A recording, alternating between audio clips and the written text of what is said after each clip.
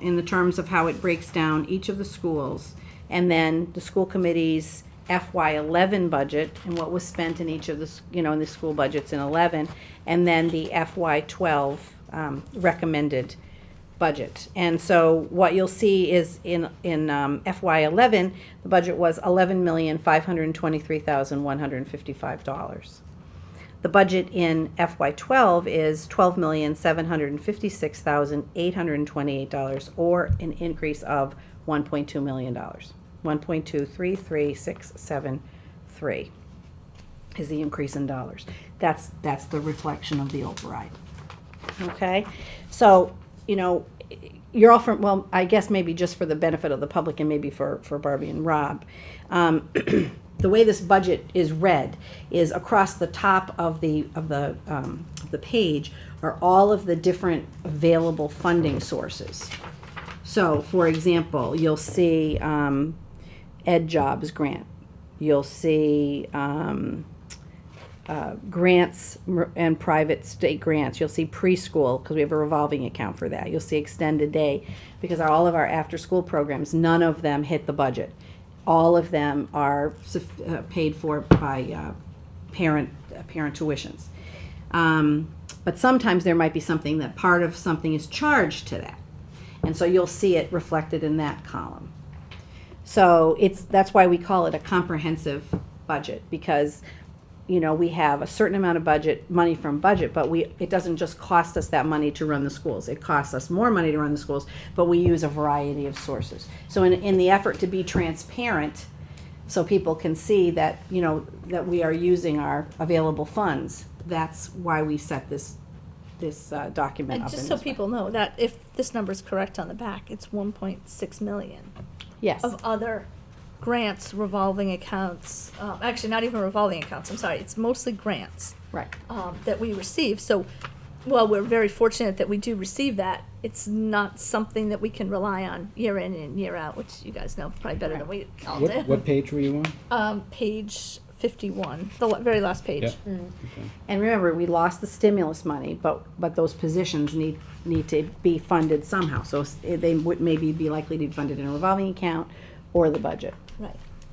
And there were obviously some reductions, because we made those reductions before we even made any requests for the override, remember? Right. So those budget reductions aren't in here. For example, Over we 200,000, I think. you cut a kindergarten teacher and a first grade teacher. Those are not reflected in here. So now Those were not brought So back on. It was they were about not- $250,000. Yeah, they were not brought back on. So, obviously, the school committee, and it shows again the comparison with what was in the budget for what was spent in FY11 versus now what is budgeted in FY12. So I can just to give you some broad information, because this breaks down literally every salary, every single, Every penny that we're spending. every expense. So what is included in here are changes to salaries. So, if someone's salary was X last year, all the raises and things have been computed, so the salary that's in here now is the salary that is consistent with the contract negotiations. In the case of someone that is where we have an open position, we generally budget at master's step 5.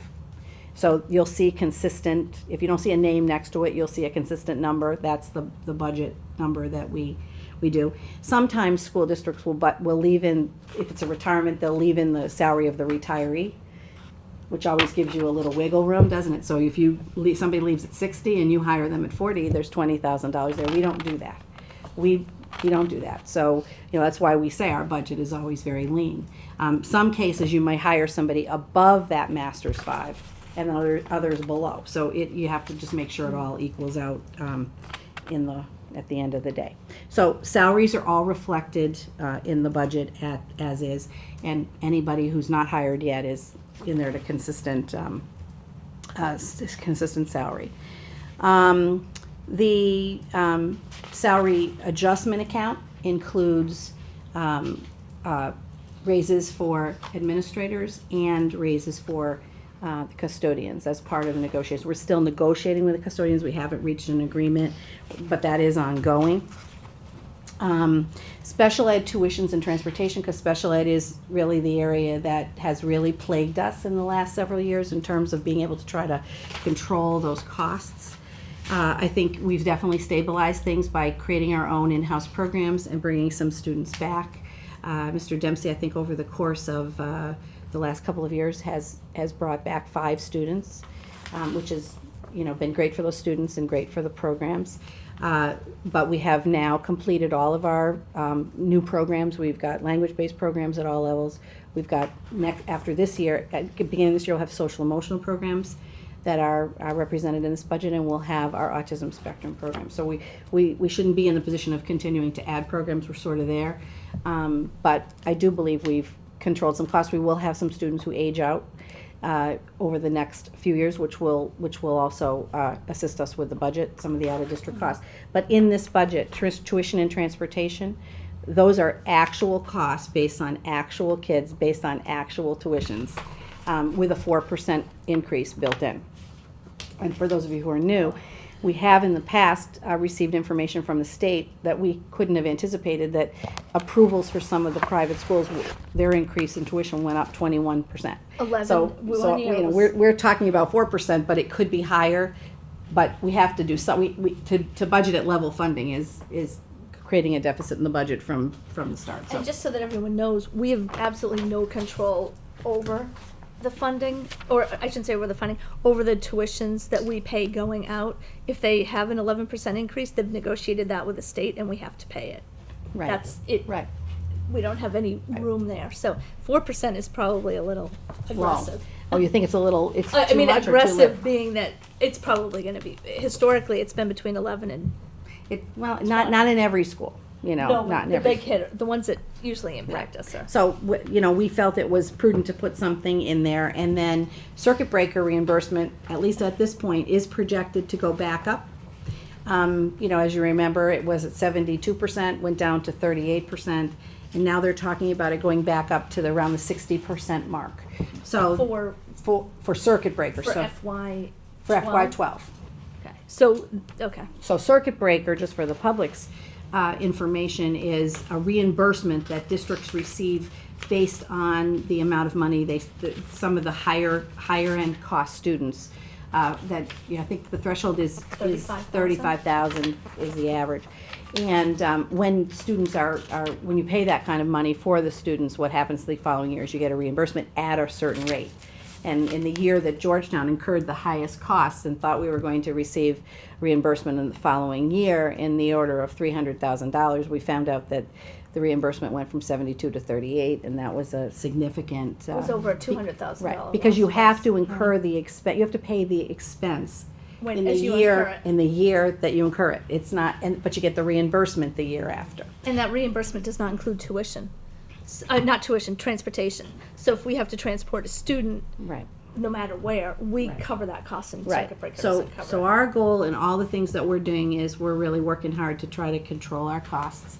But as I said to the subcommittee before the meeting, is, let's just use a round number. If you bring a student back and the total you bring back is $100,000, you don't actually get $100,000 because there's some assumption that you're spending money within your district to provide, the supports that the student needs. So it's just something to think about, but it's still more cost effective. And again, the reason that we do it is we think programmatically it's better for the children in Georgetown, both regular ed and special education.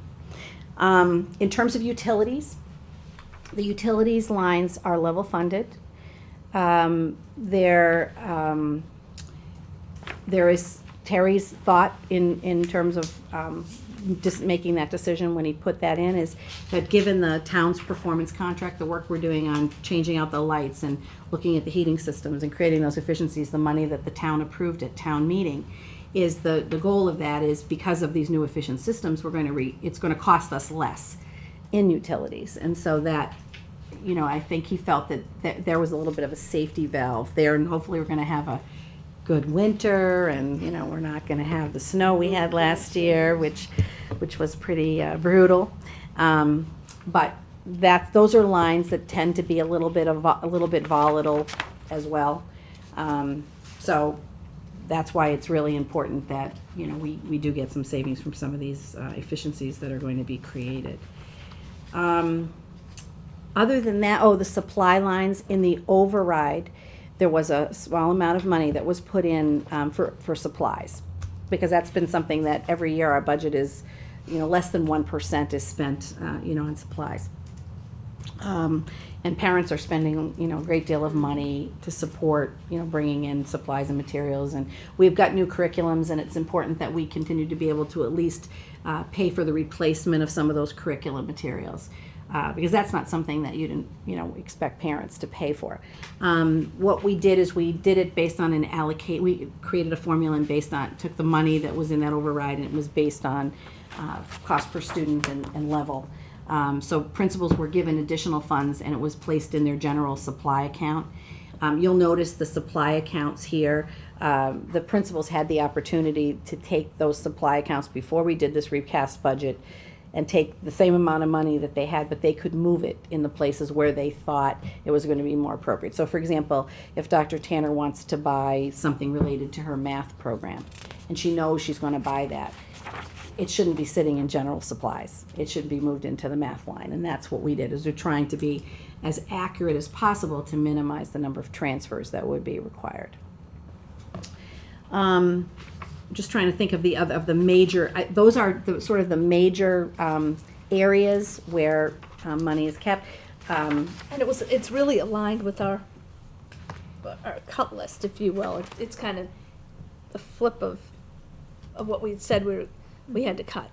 Right. So, for example, on the cut list in the proposed override was a reading coach. After the first cut. Was a reading coach at the Pembroke School. Right. You'll notice in this budget, while we haven't hired the person, you'll notice that the reading coach is listed as a position in here, TBD.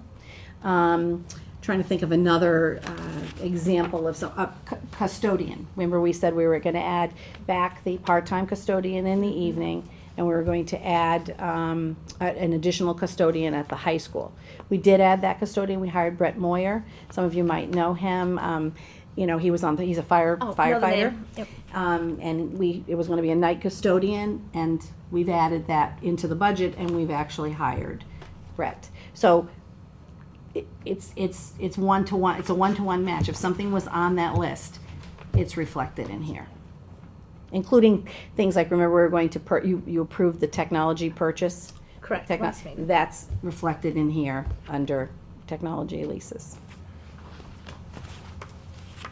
One of the things that we'll do for the committee, and certainly discuss it with the public, is to really pull out of this document. You'll notice some places in here, like you might see in a middle school, you might see a .4 social studies teacher, okay? Or in the high school, you might see a .5 math teacher. Those are things that were added to provide enough sections for the students so that our class sizes were reasonable. And we said we were going to add core teachers. So that's an example where you see TBD, .4 math, that's an override. That comes directly from the override. So what we'll do is we'll pull out, and I think it'll be easier if we just create a table for you so that you can, and we'll reference it in the document. Okay, so do we vote on this? You would need to vote on the Okay. recast budget, because then what's happening right now is Julie's loading it into the Munis system. Okay. Right, and that way, She's working off we obviously have expenses that we're incurring after July 1, so we have to have a budget from which we can pay the bills. So just for myself to make sure that I understand, there's nothing in here that's different from, with regards to the override, what was proposed cut, what's been put back, what was talked about before, in terms of what the override now is being used for. No, There's no- remember we said, and That's what that was, I'm just. we promised, the public that when we created that override list and we linked it directly to what the priorities were, that we were going to add those things into the override if the override passed. And if the override did not pass, those things were going to be cut. Now as we've added, we had to add some like paraprofessionals, for example, for the new social emotional program, because we brought students back. They're supposed to have a program, and we're hiring the teacher and the 2 aides that go for that. That had nothing to do with the override. That's due to our special ed initiative. Right, special ed. Right. Okay. But things like bringing back the foods program, it was listed as, an elective Yeah. with the goal of minimizing students' time spent in study hall and increasing or maintaining time on learning to the Right. 990 hours. Right. And we were trying to, we were trying to. Working within our space constraints. Right. Yeah, it really, it isn't as simple as it looks, Right. but, I mean, I think everybody's just so aware and so sensitive to the. Yeah. Absolutely, no, and that's why we, and we are too, Yeah, we no. agree. And that's why, if you look at a lot of town and school budgets, they're not, they're not as detailed, as the one we put together. And I think that's due to the interest of transparency. I agree. I mean, not everybody will agree where we spend our money, but there shouldn't be a question about what the money's spent on and why and what the priorities are for the money. That's what I've heard too. yes, Gary, A question? absolutely. On the utilities, Carol. Yeah. Did you say level budgeted or went down a little? Well, Level funded. in terms of when we identified, what's the, well, here's how we do it, Gary. Yeah, We the go- little history behind Yeah, it. what we do is we have the ability in the Munis system that, the town uses to go back and look at a history. So a lot of times what we'll do, let's say something like legal, right? So I go in and I look, I say, well, 3 years ago, for 3 years, what have we used, right? So if we basically had been using, let's say, average of $15,000, give or take, a little bit of, then that's how we determine that 15,000 is a reasonable number with which to budget, right? We look at long-term substitutes, right? We say the same thing. Well, gee, what have we consistently spent over the last several years? So with utilities, we consistently underfund utilities. We do. The town does too. We're guilty because we put the higher priority on the academic kind of programs. Cross our fingers and hope But it's not a unfortunately, cold we have been paying the price for that because now we have situations where we're reacting rather than being proactive. So what Terry did when we looked at it this year is, he said, what I think we should do is we'll level fund the utilities. I think he was talking about locking into natural gas, but level fund the utilities, and then this performance contract that the town voted to do, that with the savings from that, if we had overages, it might likely be covered. Does that answer Well, your my question? concern was that the savings that were supposed to pay the bond, Yes, so that's. so Yes, that's and what we, I'm saying. and we Yes, no. actually, and we Yeah. can't touch, we can't, if Yeah, there we- are savings, we can't touch that. Okay, That can't happen, and that was. but it made- might not cost us as much. I guess that's the Right. point. okay. Right. Yeah. Yeah. No, we are all on board with what our role is in working with that performance contract, and we all want to see it work. Yeah, because we can't touch any of that savings. Like, we can't say, oh, great, it went down by whatever dollar or percentage. That has to go back to pay the Right. bond. Right. So we right. just assumed. I guess I just wanted to make it clear. Oh, Oh, no, yeah, I think no, that's, that- no, I it's think great- that's a great that's a very good question, and I point. may have confused you, so I'm glad you asked it. And that would be something when Mark comes on board, he'll get a real good handle on, we got to step right into this. We're waiting. I think Mike Farrell is going to sign the contract or something. Terry said that he wasn't sure that had been done, but I have the list of the things that we have to do to, do our part. So no, great question. Thank you. You're welcome. So unless you have very specific questions, and, again, we do have our transfer policy. So, if we have to make transfers because something changes, you have the ability to do that as a committee. And I think this year, one of the things that we probably need to do a better job of is posting those transfers. I really want to get this budget page of the website. One of the things I really heard a lot when we were going through the override, just that even my superintendent's corner page that had the budget information, people really liked being able to go and look at the information for themselves. And there's no reason why we wouldn't make that information public. All right. So, we'll go ahead and vote. Is that the chair will entertain a motion to approve the revised Georgetown Public Schools fiscal year 2012 budget. You probably should do the amount, Dan. You know, the- Okay, the- revised on 6/28/2011 with a total budget number of $12,756,828. So moved.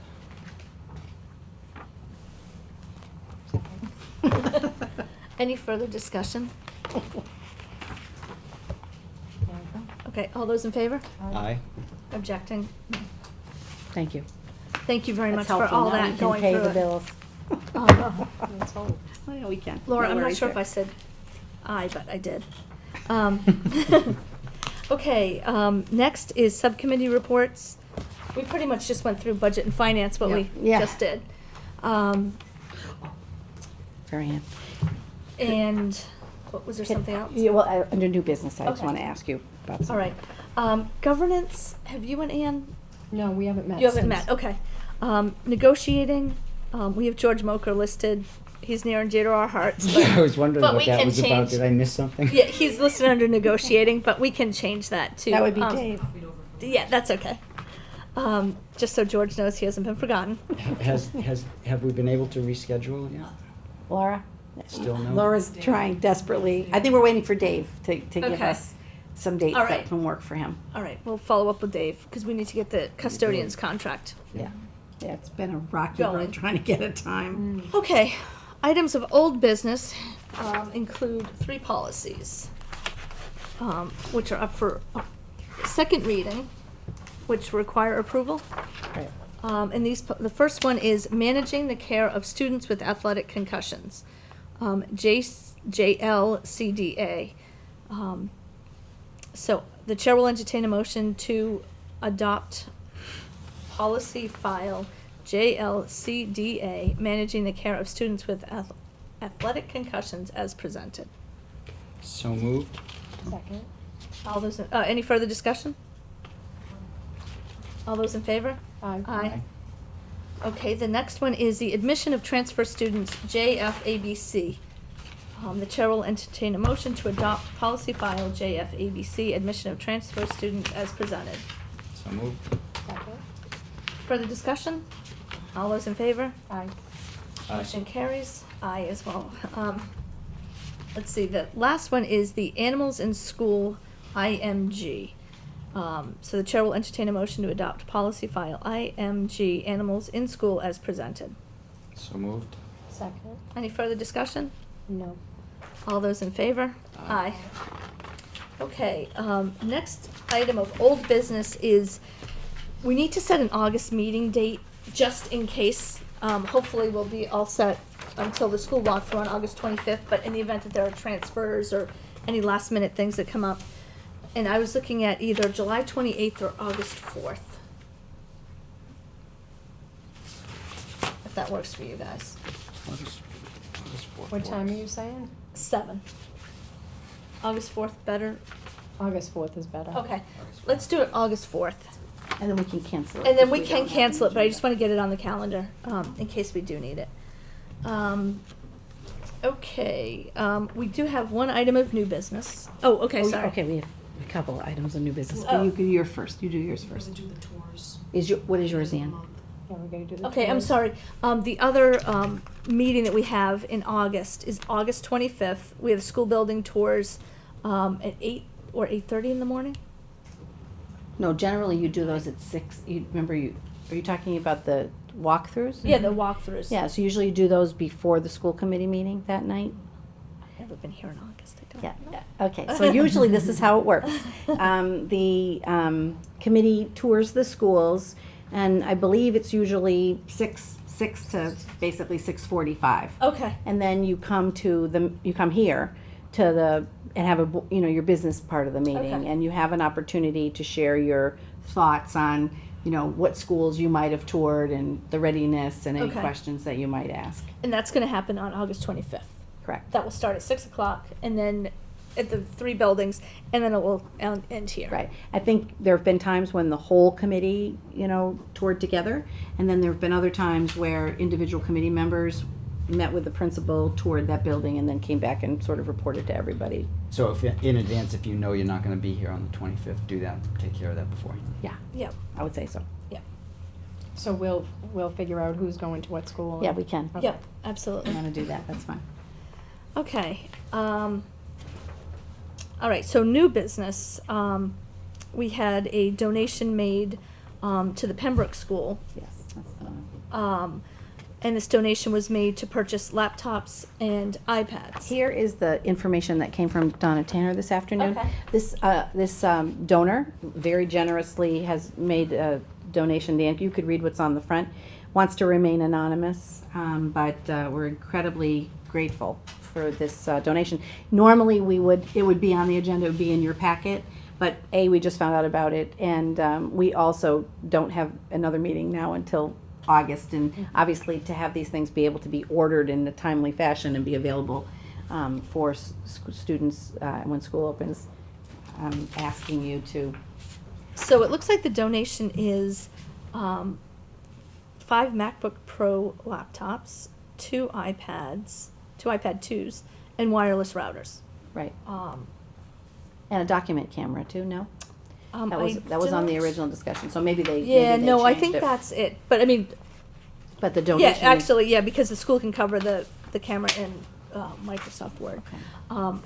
The spirit of the donation is simply amazing, and we can't do half the things in the district without the generosity of donors like this. And the people like GEF and PTA who And raise the- money tirelessly. Yeah, it's simply amazing, and we're extremely appreciative of all of our donations and all of the groups that support us in any way that they do. So So is is it one MacBook per class? it's Is that what 5 it is? MacBook Pro laptops. So I would assume Donna will determine. Right. With her Oh, faculty, I'm yes. sorry. It's This is for actually fourth for grade. a grade 4 classroom. grade. Right. I'm So sorry. is it for one classroom? Yes, for Yes. one Or classroom. all this to go to one classroom? Yep. The parent obviously Donation. would like to see Yep. the technology in their child's classroom. This parent is also interested in making a donation to Pearlie as well. But we don't have that ready yet, so. Okay. So the chair will entertain a motion to accept the donation of $5,747 to purchase laptops and iPads for a grade 4 classroom at Pembroke, as outlined in the memo presented by Dr. Donna Tanner on July 7th, 2011. And the committee has to approve this because it's a monetary donation. If it were something like books, for example, I could accept that on your behalf. But if it's monetary or it affects the building, the grounds, buildings or grounds, then the committee has to make the acceptance. So moved. Second? Any further discussion? All those in favor? Aye.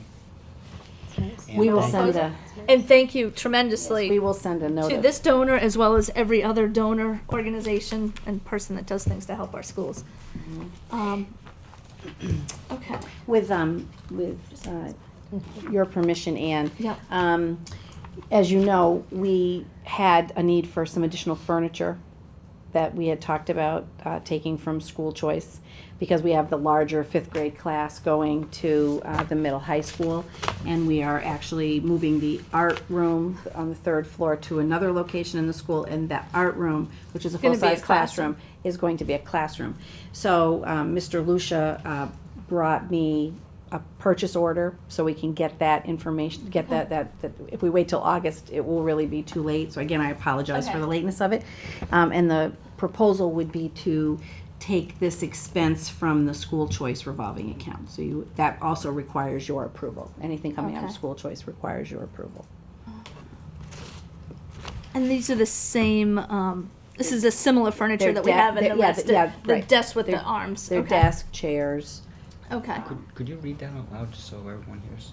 30 combo desks, 26 folding chair with tablet arms, 15, I'm gonna say plastic super stacker chairs, 3 60-inch round adjustable activity tables, with a total of $5,115.75.